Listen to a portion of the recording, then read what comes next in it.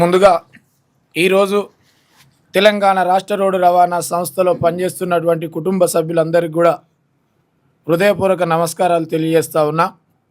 ఈరోజు సబండ వర్గాలు ఒకటై సంఘటితమై ప్రభుత్వాలు తీసుకున్నటువంటి నిర్ణయాల పట్ల, వారి విధి విధానాల పట్ల కుంగిపోయి కృషించి ఈరోజు క్షణక్షణం అనుక్షణం ఎలా బతకాలనో, ఎలా ఈ కుటుంబాలను ముందుకు తీసుకెళ్లాలనో అనే ఎదురు చూస్తున్నటువంటి అభాగ్య జీవులంతా ఒకటై ఈనాడు 2021 నుంచి మొదలుకొని 2025 కంప్లీట్ అయినప్పటికీ కూడా 2 పిఆర్సీలు చేయకపోవడం ఇది దౌర్భాగ్య స్థితిలో దిగజారిందనడానికి ఇది నిదర్శనం అంటూ ఇవాళ సబండ కులాల తరపున ఇవాళ తీన్మార్ మల్లన్న గారిని కలవడానికి విచ్చేసిన మీ అందరికీ మనస్ఫూర్తిగా అభినందనలు తెలియజేస్తా ఉన్నాం.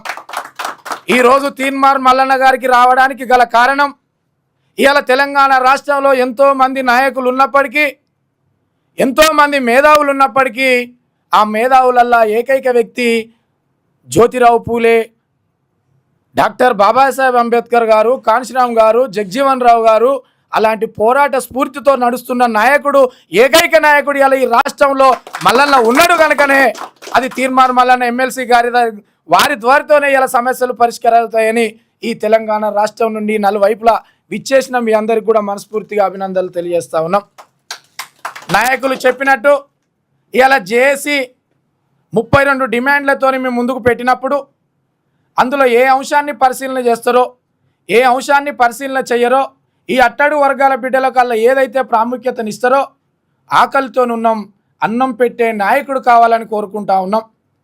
ఒకానొకప్పుడు ఈ ఆర్టీసీ కార్మికులతో మీరు నిర్మించుకున్నటువంటి కోటను బద్దలు కూలగొట్టడానికి కూడా సిద్ధమవుతూ ఉన్నాయి ఈ సబండ వర్గాలు. రాక్షస పాలన పోతే ప్రజాపాలన రావాలని ఈ ప్రజాపాలన పోరాటంతో స్ఫూర్తితో తీసుకొని సుమారు 45 మంది శాసనసభ్యులను గెలిపించినటువంటి వ్యక్తి ఇవాళ మన మధ్యలో ఉన్నాడు తీన్మార్ మల్లన్న గారు. వాళ్ళను చూసి కదా మనం, తీన్మార్ మల్లన్నను చూసి కదా మనం ఓటేసింది. తీన్మార్ మల్లన్న వాయిస్ ఇని కదా మనం చైతన్యవంతులమైంది. తీన్మార్ మల్లన్న ఇచ్చిన మాటకు కదా కట్టుబడ్డది మనమంతా. తీన్మార్ మల్లన్నను వెంటబెట్టుకొని ప్రచార కమిటీ రథసారథిగా ముందుండి నడిపి ఇవాళ రాష్ట్ర ప్రభుత్వాన్ని ఇవాళ రాజు కుర్చీలో కూసబెట్టిన తర్వాత ప్రజల పక్షాన నిలబడుతున్నా, కలబడుతున్నా, గొంతెత్తి మాట్లాడుతున్నటువంటి నాయకుడిని గొంతు విసికే పరిస్థితి తీసుకొచ్చినప్పుడు ఈ సబండ కులాలు మనమంతా ఏకమైనవనడానికి కూడా ఇడ నిదర్శనంగా కనపడతా ఉంది.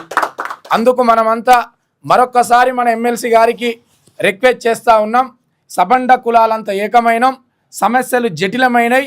ఈ సమస్యలను పరిష్కరించాలంటే మీరే పూర్తి బాధ్యత తీసుకొని మీరు ముందు నడిచి మీ భుజాన ఈ తుపాకీని పెట్టుకొని పోవాల్సిన అవసరం ఉందంటూ మేమంతా మీ వెనక ఉంటాం. ఇప్పుడు ట్రాన్స్పోర్ట్ మినిస్టర్ గారిని మీరు లైవ్లో తీసుకున్నా, ముఖ్యమంత్రి గారిని లైవ్లో తీసుకున్నా, ఇప్పటికిప్పుడు చర్చల్లో ఉండాలన్నా ఇక్కడ ఉన్నటువంటి ప్రాతినిధ్యం వహిస్తున్నటువంటి కులానికి, మతానికి అతీతంగా ఊరికొకరు, పల్లెకొకరు పెరిగి పట్టణాల్లో చదువుకొని ఇలా ఉన్నత శిఖరంలో ఆర్టీసీలో కష్టాన్ని కూడా సుఖంగా మలుసుకొని పనిచేస్తున్న ఈ మూగజీవుల బిడ్డల వెనుక మీరు నడుస్తారని ఆశిస్తూ ఇలా 32 అంశాలు పెడితే కోట్ల రూపాయలు ఖర్చు అయ్యేటి కావు, అవి వందల రూపాయలు కూడా ఖర్చు అయ్యేటి కావు. మేము అడిగితే పెట్టింది కాదు, మీరే మేనిఫెస్టోలో పెట్టిర్రు, మీరే సభలల్లో మాట్లాడినరు. ఆయన ఇప్పుడున్నటువంటి ముఖ్యమంత్రి పెద్దన్న గొప్పగా చెప్పుకున్నటువంటి వ్యక్తి శ్రీ యనుమల రేవంత్ రెడ్డి గారే కనపడ్డ బస్సుకల్లా చెయ్యి ఊపిండు, కనపడ్డ కండక్టర్లల్లో షేక్ హ్యాండ్ ఇచ్చిండు, కనపడ్డ ప్యాసింజర్లకు కూడా బస్ ఎక్కి కూడా నేనున్నాం మీ వెనుక, అప్పుడొక లెక్క ఇప్పుడొక లెక్క అని చెప్పిన నాయకుడే లెక్కలు వేరైనాయి, తారుమారైనాయి. కాబట్టే ఇలా తీన్మార్ ఆఫీస్కి వచ్చినాం అనడానికి కూడా మీ అందరి కళ్ళ ముందు కనపడతా ఉంది. అందుకు మీరు మరొకసారి మనందరి తరపున పేరు పేరున రిక్వెస్ట్ చేస్తూ సబండ కులాలు ఆదిలాబాద్ నుంచి మొదలుకుంటే కొల్లాపూర్ వరకు, ఖమ్మం నుంచి మొదలుకుంటే ఇటు నల్గొండ కానీ, ఇటు నిజామాబాద్ కానీ, అటు వరంగల్ కానీ అన్ని జిల్లాలలో తుకతుక ఉడుకుతూ ఉన్నది. 22వ తారీఖు ఎప్పుడు వస్తుందో మా బహుజన్ల, మా అట్టడు వర్గాల బిడ్డల సత్తా చాటుతాం, ఈ ప్రజాపాలనను బొంగ పెడతాం అనే వారు కూడా సిద్ధంగా ఉన్నారు. ఇక వాళ్ళకి ఎక్కువ రోజులు లేవు, ఇంకా 720 రోజులు మాత్రమే వాళ్ళ పాలన ఉంది. పాలనలో ప్రజాపాలన వైపు ఉంటారా, ఈ సబండ వర్గాల వైపు ఉంటారా, సంపన్న వైపు ఉంటారో తెలుసుకోవాల్సిన అవసరం ఉంది. ఓ ముసలమ్మ బస్సు ఎక్కాలంటే ఇబ్బంది పడతా ఉంది, ఓ పెద్ద ఆయన మూటెత్తుకొని బస్సు ఎక్కాలంటే ఇబ్బంది పడతా ఉంది. ఎర్ర బస్సు కనపడితే ఇంటికి చేరుకుంటానే ఒక నమ్మకం ఉండే. ఇప్పుడు ఏ బస్సు ఎక్కితే ఏమవుతుందో, ఏ బస్సు ఎక్కితే ఎటుపోతుందో తెలియని అయోగ్యం గోచరంగా పరిస్థితుల్లో పనిచేస్తూ ఉన్నారు. ఒకవేళ ఆర్టీసీనే కనుక దూరం చేస్తే మల్లన్నే కనుక ఆర్టీసీ లేకపోతే ఇలా ఎమ్మెల్సీ కాకపో. మల్లన్న మన ఎర్ర బస్సులలో ఎక్కిండు కాబట్టి ఇలా ప్రజానాయకుడు అయిండు. మల్లన్న ఆ రోజు బస్సులలో ఉచిత ప్రయాణంతో తిరిగి చదివిండు కాబట్టి ఇలా మన ప్రజా గొంతుకయిండు. మనల్ని బీసీలు చైతన్యం కావద్దని, అట్టడు వర్గాల బిడ్డలు చైతన్యం అవుతాయి, వాళ్ళ చేతుల్లోనే రాజ్యం వస్తే మనం వాళ్ళ కింద వెనక బెంచ్లో కూర్చోవాలని ఒక కుట్ర పన్నుతున్నటువంటి సంపన్న వర్గాల మనందరం కూడా ఒకసారి మనం ఏంటో చూపించాల్సిన అవసరం కూడా ఉందంటూ ఆర్టీసీ విషయానికి వస్తే, ఒకవేళ ఆర్టీసీ దూరం అయితే అట్టడుగు వర్గాల బిడ్డలు చదువులకు దూరం అవుతారు, రోజువారీ పనిచేసే బిడ్డలు పని చేయలేకపోతారు, ఇంకా దూర ప్రాంతానికి హైదరాబాద్కు కొడుకునో బిడ్డనో కోడలనో మనవన్నో మనవరాలనో కలవాలని రావడానికి కూడా వాళ్ళకు ప్రయాణానికే కష్టమవుతుంది. అందుకు వీళ్ళంతా కుట్ర పన్ని పొద్దున ఒక రేటు, మధ్యాహ్నం ఒక రేటు, నైట్ ఒక రేటు పెట్టుకోవడానికే ఈ కుట్ర పన్నుతూ ఉంది ఈ ప్రభుత్వం తప్ప మనల్ని బాగు చేయడానికి కాదని కూడా మరొకసారి విజ్ఞప్తి చేస్తూ ఉన్నాం. యాజమాన్యం ఎన్నడూ లేని విధంగా పొద్దున మీటింగు, మధ్యాహ్నం మీటింగు, చీకటి పడితే మీటింగు. జేఏసీ రాకముందుకు ఎందుకు మమ్మల్ని చైతన్యవంతులను చేయలేదు? ఈ ఉద్యమాన్ని తీసుకురాకముందుకు మమ్మల్ని ఎందుకు చైతన్యవంతులు చేయలేకపోయినరు? మా అవర్స్ ఎందుకు అడుగుతలేవు? మా పని విధానంలో ఎందుకు అడుగుతలేవు? బండి మెయింటెనెన్స్లో ఎందుకు అడుగుతలేవు? మీకు వచ్చిన కష్టాల గురించి ఎందుకు అడుగుతలేవు? నువ్వు ఇస్తున్నటువంటి సదుపాయాల గురించి ఎందుకు అడుగుతలేవు? కానీ రేపు పొద్దున మీరు సమ్మెకు పోవద్దు, ఇది గవర్నమెంట్ ఆర్డర్ అనే విధంగా మాట్లాడుతున్న తీరును వెనుకకు తీసుకోవాలంటూ వివిధ గ్రేటర్ హైదరాబాద్ జోన్లో కూడా కొంతమంది అత్యుత్సాహం ఉన్నటువంటి అధికారులకు కూడా నేను సూచన చేస్తూ ఉన్నా. ఈ బడుగు బలహీన వర్గాల పక్షాన మా క్యాడర్ పైన కానీ, మా బహుజన బిడ్డల పైన కానీ, ఆర్టీసీ జేఏసీలో ముందు భాగంలో నిలబడి కలబడుతున్న బిడ్డల పైన కానీ మీరు ఎర్ర పెన్ను తీస్తానికి ప్రయత్నం చేస్తే మా వెనకాల మమ్మల్ని నడిపించే నాయకుడు తీర్మార్ మల్లన్న ఉన్నాడు అనేది కూడా మీరు గుర్తుపెట్టుకోవాల్సిన అవసరం ఉంది అంటూ మరొకసారి రిక్వెస్ట్ చేస్తూ పేరు పేరున మనందరి తరపున అన్నగారు మేము వీరికి రావడానికి సబండ కులాలు ఏకమైన తెలంగాణ రాష్ట్రం మొత్తం కదిలింది. బీసీ, ఎస్సీ, ఎస్టీ, మైనార్టీ ఇలా కూడా ఓసీలకు ఉన్నటువంటి రోజువారికి కూడా తిండి లేని కుటుంబాలు కూడా ఈ ఆర్టీసీలో కోకొల్లలు ఉన్నాయి. వారిని కూడా అందరినీ మమేకం చేసి మీరు ఏ ఒక్కరోజు పిలుపునిచ్చినా రాష్ట్రాన్ని కుతకుతలాడించడానికి మనందరం సిద్ధంగా ఉన్నామా లేవా? ఉన్నామా లేవా? ఉంటేనే ఉన్నామనాలే, లేకపోతే లేవనాలే. ఒకవేళ మనల్ని నమ్ముకొని మనం ఇంతమంది వచ్చి మల్లన్న గారికి ఈ విషయాన్ని చెప్పి అన్ని విషయాలు విన్న తర్వాత అన్నను ఈ విషయాలన్నీ పరిగణలో తీసుకొని గవర్నమెంట్ దృష్టికి తీసుకెళ్ళి పరిష్కరించకపోతే అన్న వెంట మనం నడవాల్సిన అవసరం ఉందా లేదా? ఉంది అనుకుంటేనే రాష్ట్రం కదిలిద్దాం, లేదు అనుకుంటే సప్పుడు చేయక వాడు పెట్టింది తిందాం, లేకపోతే ఉందామని తెలియజేసుకుంటూ ఇక్కడికి వచ్చిన వాళ్ళు మామూలు వ్యక్తులు కాదన్నా, ప్రతి డిపాలలో చైతన్యవంతులు చేస్తూ ఉన్నారు. సుశీల్ అన్న రేపో మాపో ఇంకొక 7-8 నెలలు అయితే రిటైర్డ్ అవుతాడు, అయినా కూడా నేను సైనికునిలాగా పనిచేస్తూ ఉన్నా అన్నాడు.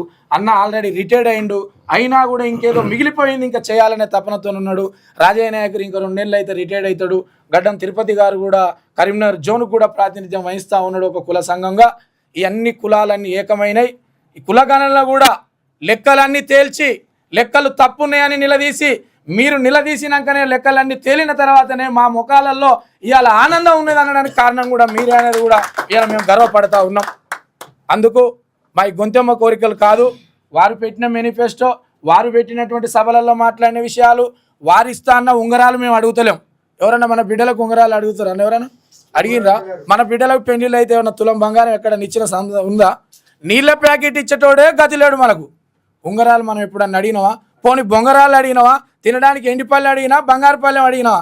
మట్టి పల్లెంలైనా పిరికెడు బువ పెట్టమని అడుగుతా ఉన్నాం. కోట్ల రూపాయలను మీరు దుర్వినియోగం చేస్తూ ఉంటే మేము ఏనాడులు కూడా లెక్కలు అడగలే. ₹1 తప్పుపోతే మా ఉద్యోగాలను తీసేస్తూ ఉన్నారు.